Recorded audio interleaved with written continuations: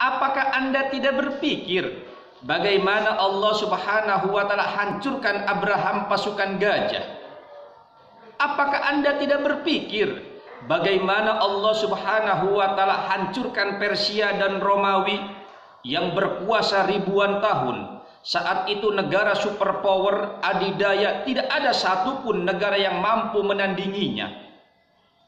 Apakah Anda tidak berpikir bagaimana Allah Subhanahu wa taala memberikan kemenangan kepada pasukan Talut, sedikit pasukan 300 orang yang menghancurkan pasukan Jalut ribuan puluhan ribu pasukan?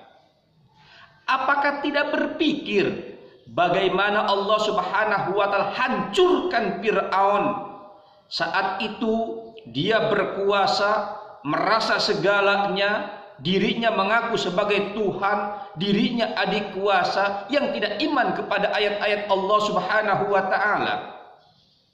Apa tidak berpikir bagaimana Allah Subhanahu wa taala banyak memberikan kemenangan kepada Rasulullah sallallahu alaihi wasallam? Dalam banyak peperangan Allah Subhanahu wa taala memberikan kemenangan kepada Rasulullah, padahal Rasulullah sedikit pasukan, orang-orang kafir Quraisy, Yahudi dengan banyaknya pasukan puluhan ribu pasukan. Apa tidak berpikir bagaimana Allah Subhanahu wa taala memberikan keamanan, memberikan kenyamanan, begitu pula melindungi Palestina dari kedzoliman orang Yahudi? Pada saat ini kita perhatikan bagaimana Baghdad dihancurkan oleh Mongolia. Terbaru Baghdad dihancurkan oleh Amerika. Sampai saat ini Allah Subhanahu wa taala melindungi. Begitu pula Allah Subhanahu wa taala melindungi kepada Turki. Sekian waktu, sekian lama yang dihancurkan dengan kerakusan negara-negara barat.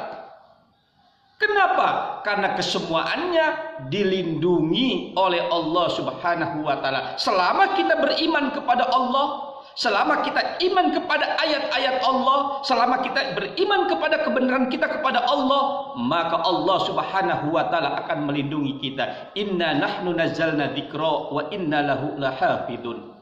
Apalagi Anda? Apalagi Anda? Hanya sebatas pemimpin partai. Hanya sebatas pemimpin partai. Tidak sedikit pun di hadapan Allah Subhanahu wa taala.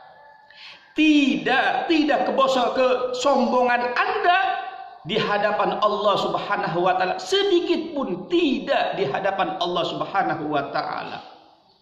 Berani merubah Pancasila dengan haluan ideologi Pancasila, berani berpikir merubah ketuhanan yang Maha Esa dengan pemikiran ketuhanan yang berkebudayaan. Kita sadari dan kita harus akui kesemuaannya itu adalah ideologi komunis.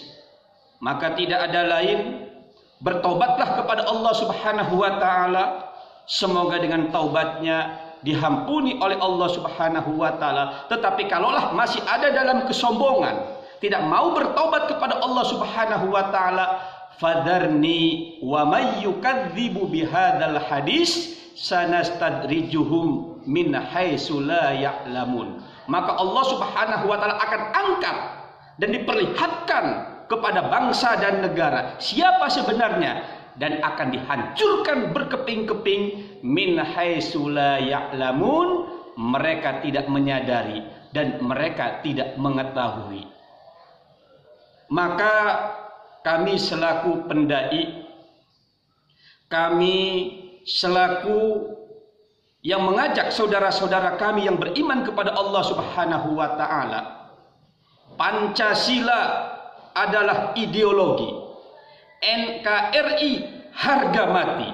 Berdoa kepada Allah, semoga negara kita baldatun thayyibatun wa rabbun ghafur, aman, nyaman, tentram, sejahtera, dan diridhoi oleh Allah Subhanahu wa taala.